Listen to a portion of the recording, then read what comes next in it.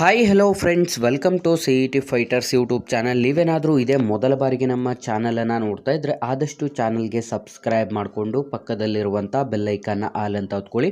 ಬನ್ನಿ ಸ್ನೇಹಿತರೆ, ಇದೀಗ KSRTCಗಳಲ್ಲಿ ಖಾಲಿ ಇದ್ದಂಥ ಡ್ರೈವರ್ ಕಂಡಕ್ಟರ್ ಹುದ್ದೆಗಳಿಗೆ ಸಂಬಂಧಪಟ್ಟಂತೆ 4,500 ಹುದ್ದೆಗಳಿಗೆ ಸಂಬಂಧಪಟ್ಟಂಥ ಒಂದು ಬ್ರೇಕಿಂಗ್ ನ್ಯೂಸ್ ಅನೌನ್ಸ್ ಆಗಿರುತ್ತೆ. ವಿಡಿಯೋದಲ್ಲಿ ಕಂಪ್ಲೀಟಾಗಿ ಮಾಹಿತಿಯನ್ನು ತಿಳಿಸ್ಕೊಡ್ತೀನಿ. ವಿಡಿಯೋನ ಸ್ಕಿಪ್ ಮಾಡದೆ ಕೊನೆವರೆಗೂ ನೋಡಿ.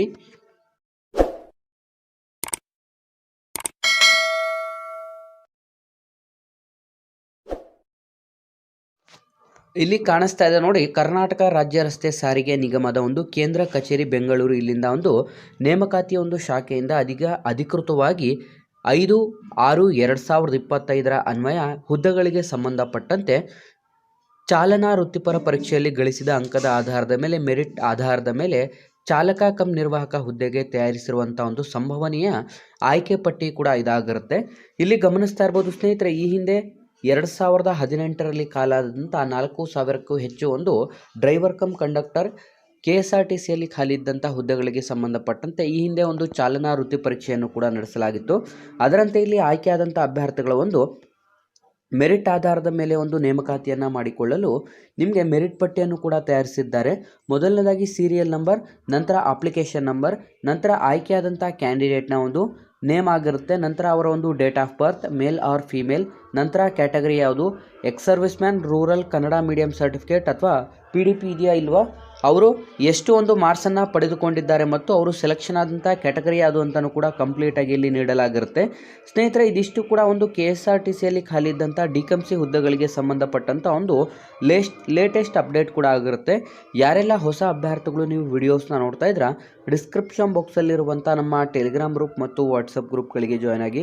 ನೀವೇನಾದರೂ ಪೊಲೀಸ್ ಇಲಾಖೆ ಹಾಗೂ ಇನ್ನಿತರ ಸ್ಪರ್ಧಾತ್ಮಕ ಪರೀಕ್ಷೆಗಳಿಗೆ ಸಂಬಂಧಪಟ್ಟಂತೆ ಎಕ್ಸಾಮ್ ಪ್ರಿಪರೇಷನ್ ಮಾಡ್ಕೋತಾ ಇದ್ದರೆ ಡಿಸ್ಕ್ರಿಪ್ಷನಲ್ಲಿರುವಂಥ ನಮ್ಮ ಪೊಲೀಸ್ ಫೈಟರ್ಸ್ ಯೂಟ್ಯೂಬ್ ಚಾನಲ್ಗೆ ಸಬ್ಸ್ಕ್ರೈಬ್ ಮಾಡ್ಕೊಳ್ಳಿ. ಸ್ನೇಹಿತರೆ, ಈ ಒಂದು ಹುದ್ದೆಗಳಿಗೆ ಸಂಬಂಧಪಟ್ಟಂಥ ಒಂದು ಅಪ್ಡೇಟ್ಸನ್ನು ಕೂಡ ನೀಡಲಾಗಿರುತ್ತೆ. ಇಲ್ಲಿ ಗಮನಿಸ್ತಾ ಇರ್ಬೋದು, ಈ ಒಂದು ಸಂಭವನೀಯ ಆಯ್ಕೆ ಪಟ್ಟಿಯು ಕೇವಲ ಹೆಸರಿದ್ದ ಮಾತ್ರ ತಕ್ಕದಲ್ಲಿ ನೀವು ನೇಮಕಾತಿ ಅಥವಾ ಆಯ್ಕೆ ಪಟ್ಟಿಗೆ ಯಾವುದೇ ಒಂದು ವಿಧವಾದಂಥ ಒಂದು ಹಕ್ಕನ್ನು ಹೊಂದಿರೋದಿಲ್ಲ. ಈ ಒಂದು ನೇಮಕಾತಿಯ ಆಯ್ಕೆ ಪಟ್ಟಿಗೆ ಈ ಒಂದು ತಾತ್ಕಾಲಿಕ ಆಯ್ಕೆ ಪಟ್ಟಿಗೆ ಸಂಬಂಧಪಟ್ಟಂತೆ ಅಭ್ಯರ್ಥಿಗಳಿಗೆ ಆಕ್ಷೇಪಣೆಯನ್ನು ಸಲ್ಲಿಸಲು, ಅಂತಂದರೆ ಈಗ ಕೆಲವೊಬ್ಬರದ್ದು ಮಾರ್ಕ್ಸ್ ಜಾಸ್ತಿ ಇದ್ದು ಅವರೇನಾದರೂ ಆಯ್ಕೆ ಆಗಿಲ್ಲ ಅಂತಂದರೆ ಅಂತಹ ಕ್ಯಾಂಡಿಡೇಟ್ಸ್ಗಳಿಗೆ ನಿಮಗೆ ಅಬ್ಜೆಕ್ಷನನ್ನು ಹಾಕಲಿಕ್ಕೆ June 11, 2025 ನಿಮಗೆ ಟೈಮಿಂಗ್ಸನ್ನು ಕೂಡ ನೀಡಲಾಗಿರುತ್ತೆ. ನೀವು ಈ ಒಂದು ಆಯ್ಕೆ ಪ್ರಾಧಿಕಾರಕ್ಕೆ ಹೋಗಿ, ಅಂತಂದರೆ KSRTCಯ ಒಂದು ಹೆಡ್ ಆಫೀಸ್ಗೆ ಹೋಗ್ಬಿಟ್ಟು ಬೆಂಗಳೂರಿಗೆ ನಿಮ್ಮ ಒಂದು ಆಕ್ಷೇಪಣೆಯನ್ನು ಕೂಡ ನೀವು ಸಲ್ಲಿಸಬಹುದು.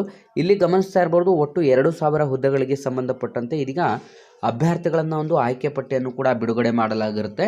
ಇನ್ನು ಈ ಒಂದು ಪಟ್ಟಿಯಲ್ಲಿ ಯಾರಾದರೂ ಅಭ್ಯರ್ಥಿಗಳು ಏನಾದರೂ ಈ ಒಂದು ಜಾಬ್ಸ್ ಬೇಡ ಅಂತ ಬಿಟ್ಟು ಹೋದಂಥ ಸಂದರ್ಭದಲ್ಲಿ ಅಂತಹ ಒಂದು ನೇಮಕಾತಿಗೆ ಸಂಬಂಧಪಟ್ಟಂತೆ ಸೆಕೆಂಡ್ ಲಿಸ್ಟ್ ಕೂಡ ಅನೌನ್ಸ್ ಆಗುತ್ತೆ. ಹಾಗಾಗಿ ಯಾರೆಲ್ಲ ಅಭ್ಯರ್ಥಿಗಳು ನೀವು ಈ ಒಂದು KSRTC DCMC ಹುದ್ದೆಗಳಿಗೆ ಸಂಬಂಧಪಟ್ಟಂತೆ ಅರ್ಜಿಯನ್ನು ಸಲ್ಲಿಸಿ ಈ ಒಂದು ಡ್ರೈವಿಂಗ್ ಟೆಸ್ಟನ್ನು ಕೊಟ್ಟಂಥ ಅಭ್ಯರ್ಥಿಗಳ ಒಂದು ನೇಮನ್ನು ಚೆಕ್ ಮಾಡ್ಕೊಳ್ಳಿ. ಈ ಒಂದು PDF ಲಿಂಕನ್ನು ಕೂಡ ನಾನು ಡಿಸ್ಕ್ರಿಪ್ಷನಲ್ಲಿ ಕೊಟ್ಟಿರ್ತೇನೆ. ಅಭ್ಯರ್ಥಿಗಳು ಕ್ಲೀನಾಗಿ ಚೆಕ್ ಮಾಡಿಕೊಂಡು ವಿಡಿಯೋನ ಆದಷ್ಟು ಲೈಕ್ ಮಾಡಿ ಮತ್ತು ಈ ಒಂದು ವಿಡಿಯೋನ ನಿಮ್ಮ ಎಲ್ಲ ಸ್ನೇಹಿತರೊಂದಿಗೆ ಶೇರ್ ಮಾಡೋದ್ರ ಮೂಲಕ ಇನ್ನೂ ಹೆಚ್ಚಿನ ಉದ್ಯೋಗ ಮಾಹಿತಿಗಳಿಗಾಗಿ ನಮ್ಮ ಚಾನಲ್ಗೆ ಸಬ್ಸ್ಕ್ರೈಬ್ ಮಾಡ್ಕೊಳ್ಳಿ ಅಂತ ತಿಳಿಸ್ತಾ ಇದ್ದೀವಿ ಸ್ನೇಹಿತರೆ.